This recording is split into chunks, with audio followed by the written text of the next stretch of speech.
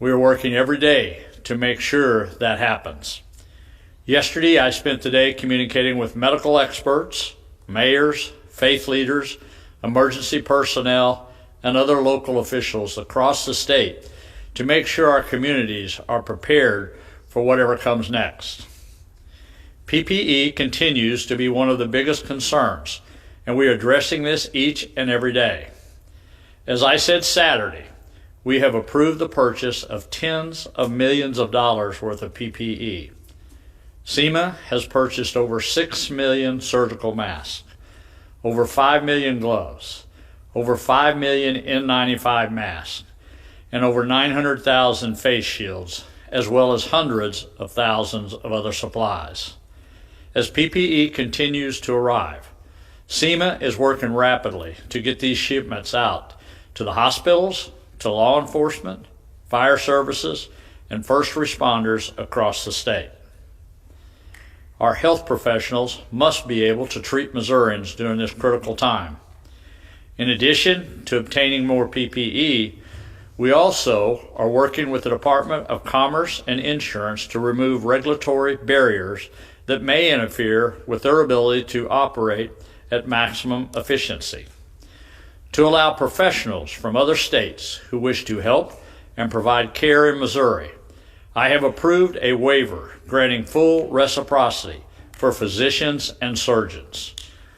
We must also realize that physicians and nurses on the front lines of this outbreak may be unable to treat patients due to quarantine. To help with this, we have also temporarily waived a regulation requiring that a collaborating physician and advanced practice nurse be within 75 miles of each other. This will allow our health professionals to continue providing care using telehealth, which will help reduce the spread of the virus. Health insurers have also stepped up in many ways to help, and we greatly appreciate their efforts to help meet the needs of Missourians during this challenging time. DCI Director Lindley Myers is here today to give us an update. Director? Thank you, Governor Parson, and I appreciate this opportunity. I especially want to extend my deep appreciation to all of the dedicated health care professionals who are working diligently on the front lines of this public health crisis to treat patients and help contain the spread of the COVID-19 virus. We know that you're doing everything that you can, and we stand in support of your efforts. But we want and need to do more to assist you in this work in order to increase access to health care and to extend the vital help to all of our healthcare professionals. The Department of Commerce and Insurance requested and received approval of a waiver that grants full reciprocity for physicians and surgeons who wish to assist Missourians during this COVID-19 crisis. During this state of emergency, physicians and surgeons who are licensed in another state can provide care to all of our citizens in person or using telehealth options, as long as they are actively licensed in another state and their license hasn't been disciplined. The purpose of this reciprocity waiver is to allow healthcare professionals to provide care of significant need during this public health crisis without having the barrier of government licensure issues to hamper their ability to practice in Missouri. By having this access granted to additional providers, we increase our ability to meet the needs of Missouri patients who are being tested and treated for COVID-19. Nurses are not included in the reciprocity waiver. Missouri is a member of the Nurses Licensure Compact. This compact allows for RNs and LPNs to practice in person or via telehealth in both their home state as well as all 32 NLC states with one multi-state licensure. This allows nurses who hold a multi-state license to provide care across state lines. Also, effective immediately, the governor has temporarily waived the regulation requiring that a collaborating physician and an advanced practicing registered nurse be within 75 miles of each other. This waiver was requested by the Missouri Board of Nursing and the Missouri Board for the Healing Arts, who worked in close collaboration to increase this workforce mobility for our physicians and advanced practice registered nurses. This waiver expands the ability of our healthcare professionals to directly serve the needs of our citizens during this COVID-19 outbreak and reduces travel on both patients and the providers, which helps reduce the spread of the virus.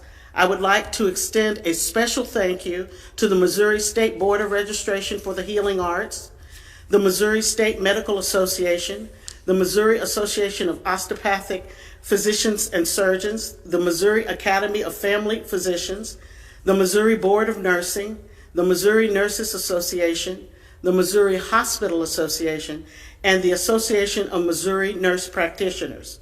Your swift work and willingness to collaborate during this time of great need will help us provide more and greater access to care and greater mobility for our healthcare professionals who are working on the front lines in this fight against COVID-19. Thank you so much for your efforts. Clora, thank you very much for what you're doing. I appreciate that very much.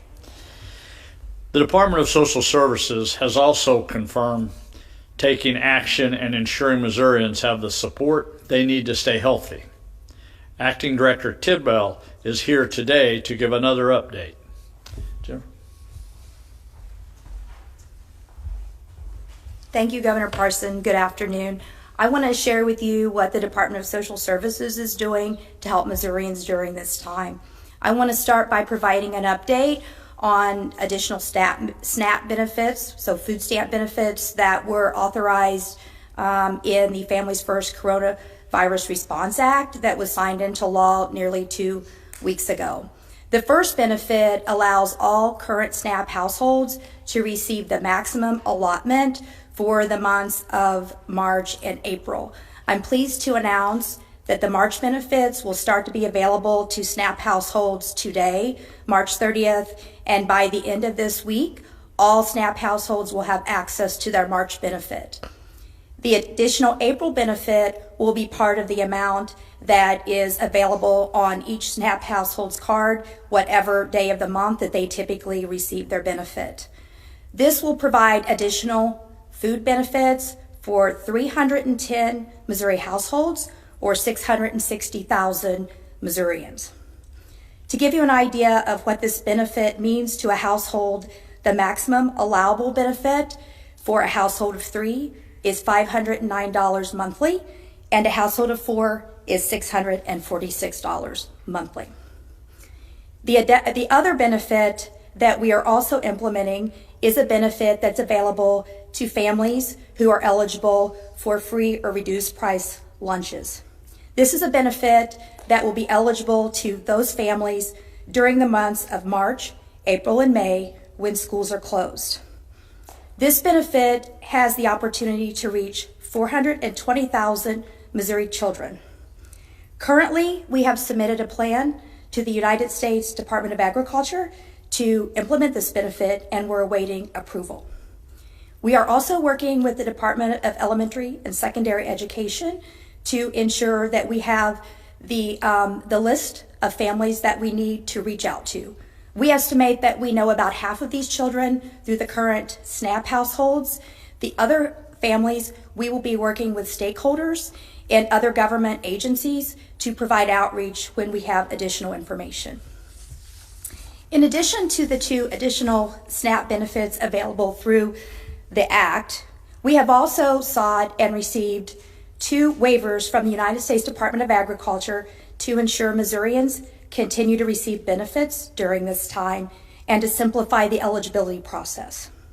First, I'm pleased to announce that we are able to extend certification periods, so that means the timeframes that families have to engage with our department to renew benefits by 6 months during the months of March, April, and May.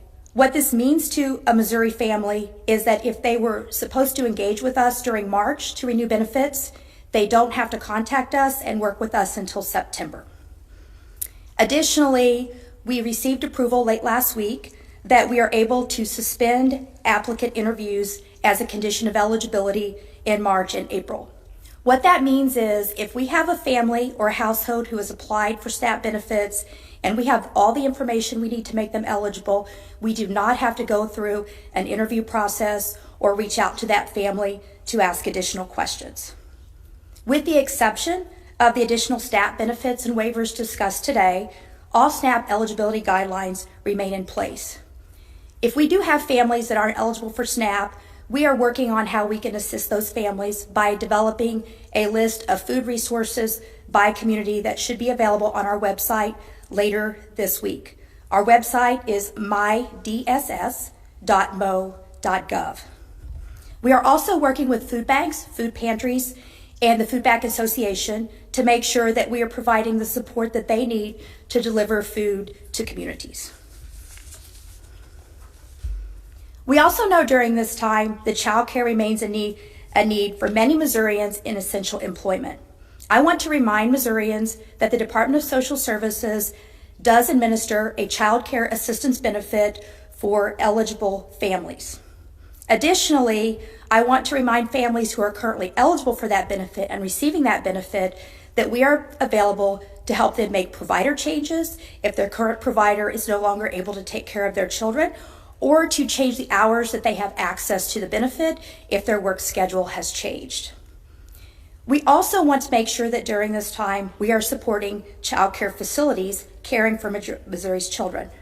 That's why I'm pleased to announce that effective with March services, we will be making a temporary payment through our Department of Social Services child care subsidy payments to ensure that providers receive no less amount for March services or services through the emergency time frame than what they received as an average payment for December, January, and February.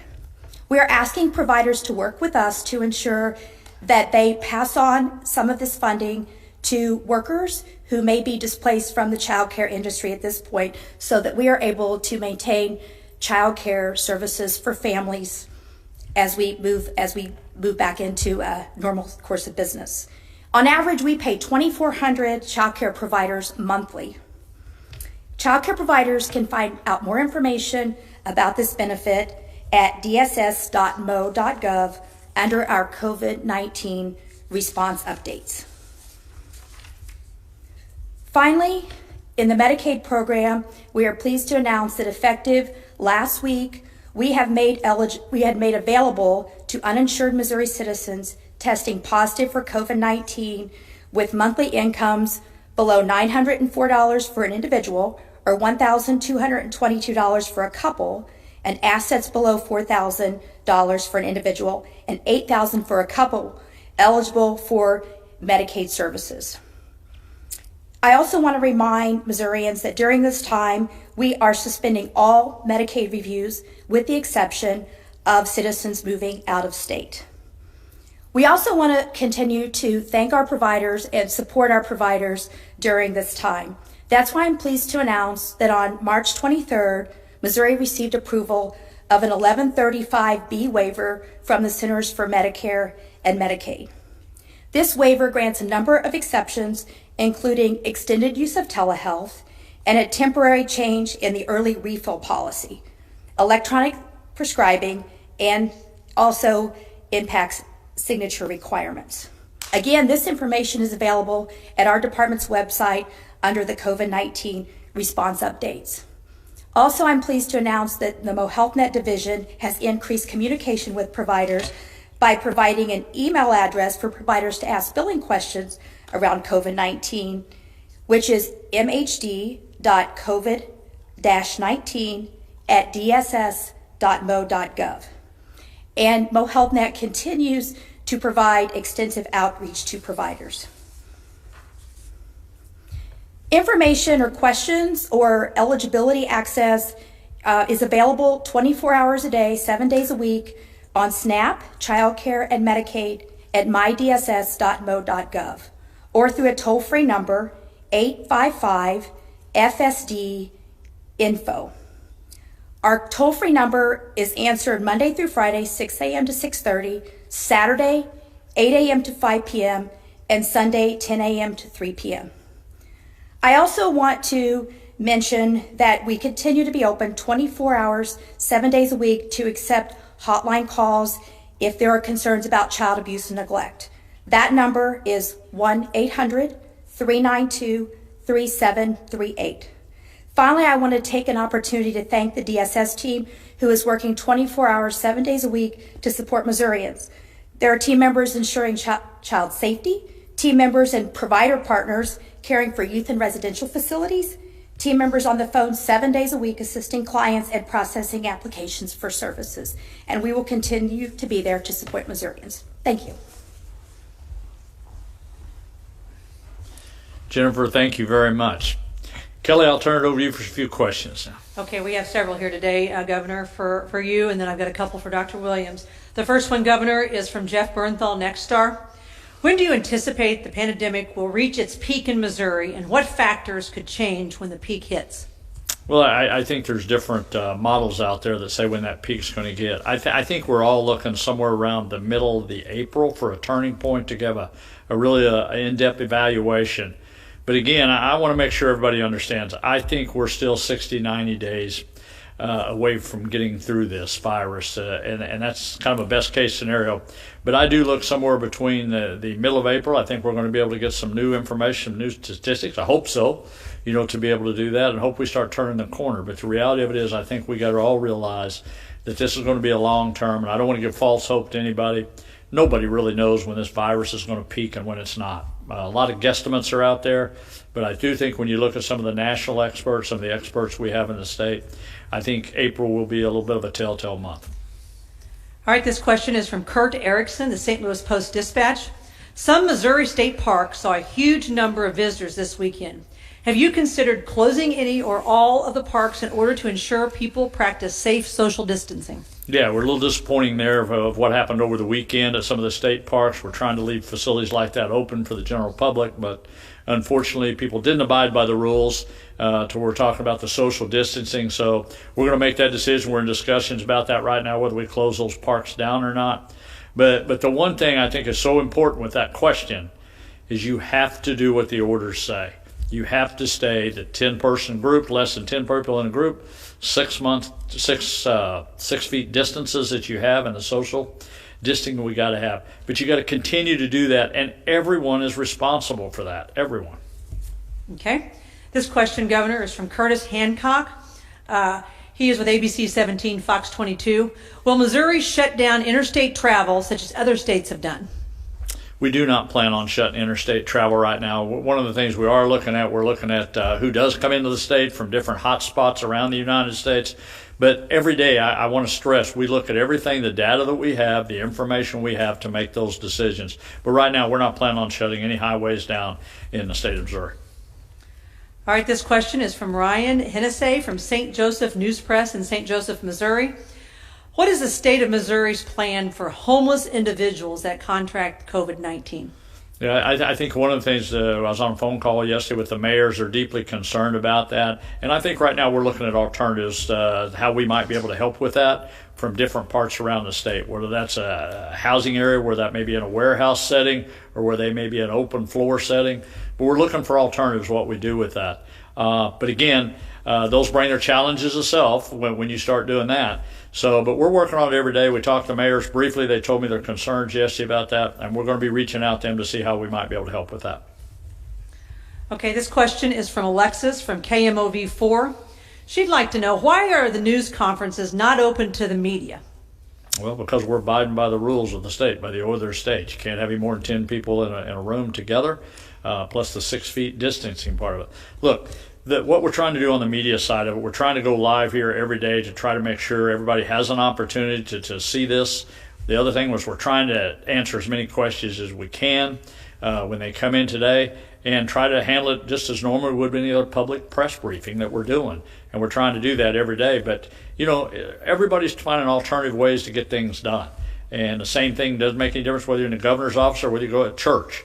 You just got to find alternatives way to do that. So we're going to continue to look at that. But right now we feel like we're trying to answer several questions every day to be able to let the people back home know what we're doing. All right, this question is from Aviva from KCUR. And she'd like to know who you have been consulting with in regards to the stay-at-home order and if you've changed your mind since then. Look, the stay-at-home order, we talk to people daily about that. We talk to experts over the weekend, some of the medical experts. You know, everybody has a different version of what we should do on a stay-at-home order for the state of Missouri. Again, we have to evaluate the whole state, and we have to look at it county per county and what is occurring in those counties. The one thing I focus on every day is real data. How many people do we have in the hospitals? How many people have tested positive? And where does that model, where do those things lead us to in the future? Those decisions are not easy to make every day. And again, no matter whatever your order is, or no matter what the exceptions are, it's going to come down to people abiding by the orders and staying in the groups of less than 10 and the social distancing. That's what it's really going to come down to, and it's going to come down to individual responsibilities. All right, this question is from Caitlin with the Kansas City Star. About 2 weeks ago, Kansas Governor Laura Kelly issued an executive order temporarily suspending evictions until May 1st. Since then, housing advocacy groups like KC Tenants have called on you to enact the same type of situation for the evictions. What do you have to say about that, or what is your plan? You know, again, I think we talk about those things daily, how we might approach something like that if that need comes about. But you know, look, I think you got to be careful just reacting to what people might think or what people say. You have to evaluate each situation and what is the effect of that and what is happening in that category. Are people getting evicted now because of the COVID-19? I don't think any of us want that to happen. But you got to evaluate every one of those situations differently. And we do that. We do that every day. But again, it's difficult to make a blanket policy for the entire state of Missouri. Okay, I have one last question for you, Governor, from Rudy Keller, Columbia Tribune. I want to know today if the governor will extend his social distancing directive currently set to expire April the 6th. Yeah, we're definitely in the process of doing that. We know we're going to expand that. I think it's just a matter of where we move that time frame to. Again, I'm thinking we're at least 30, 60 days away from any kind of lifting any orders. But we're evaluating that daily, and we'll make a decision on that by the end of the week because the other order expires at the end of this week. Okay, I have two questions now for Dr. Williams. Dr. Williams, this is from Dick Aldrich. He would like to know about the ventilators. How is our ventilator supply in the state, and how many currently are in use? Well, we keep up with that daily from the Missouri Hospital Association. We don't give out the exact numbers, but we have adequate ventilatory and ECMO capabilities at this time. We also, as you know, have 123, I believe it is, ventilators that the state has and 220 on order. But as the governor said, that's something we watch daily. At this time, throughout the state, we have excellent capacity. We do pay special attention to our areas, our metro areas, the St. Louis area especially, and Springfield. We can't say enough about our partners working together, both in Springfield and St. Louis. All the different hospital systems have worked very closely together, and we're greatly appreciative of that, and think that's one of the main reasons that we think that we will stay ahead of this. Okay, and this, again, this one is from Alexis from KMOV4. It's kind of a two-part question, but is the state tracking numbers of recovered patients, and do you know how many are also been hospitalized? Yeah, thank you for that question. We get that data as well for COVID-19 patients. It reflects our national trends, which, as you know, of 100 patients, about 81 will have mild disease and will not go in the hospital. And we don't wish that for them because they'll have a fever and not feel good, but at least they don't get more ill. After that 81, you'll have about 10 to 12, which is reflected in Missouri, who may need some hospitalization. And our numbers reflect that. They may need some oxygen. They may be in the hospital for a couple of days. And then we have about 6 to 8 out of that 100 who will end up on ventilators and ICU. We met yesterday, as the governor said, with the infectious disease and intensivist. And so our numbers are reflecting that. We, again, on National Doctors Day, which it is, we are incredibly appreciative to the physicians and all of the healthcare providers who take care of those patients and enable them to get out of the hospital and either fairly quickly if they just need oxygen, and then for the more prolonged ones, which can be up to 10 to 12 days, especially on this day, we're incredibly thankful for all our physicians who work hard every day and with nurses to make that happen. Okay. Let me just make a comment on what Dr. Williams was talking on the testing that we're talking about. Every day we're trying to do more and more testing in the state of Missouri. And frankly, we want to do that, as many as we possibly can. And by doing that, those numbers go up. But that's also a good thing when those numbers go up, because you're identifying the people who need to be treated, or how to identify those people. A lot of other states are not testing as much as we are. But so when we look into the numbers sometimes, you have to understand at the end of the day, we want to identify the people that have COVID-19 so we can address that issue. And I think that's important to understand when we read numbers sometimes when they come out to you. And I think hopefully we're going to increase that testing capability every day. And when you look where we started a week or two ago, you know, you're doing 400 or 500 a day, and now we're doing over 2,000. And that number will increase by the private sector coming on. So to have that knowledge is also good, to have the data to be able to prepare for the COVID-19 on that. Let me just say, I just want to thank everybody again who's staying home and following social distancing orders. This is the only way we will stop the spread of COVID-19, and we greatly appreciate the Missourians who are doing what they've been asked to do. As I've said many times, this is not just about you, it's not about any individual, it's about all of us. We will conquer COVID-19, but it's going to take all of us working together and obeying social distance orders. For yourself, your loved ones, and your fellow Missourians, please stay at home. Thank you, and God bless.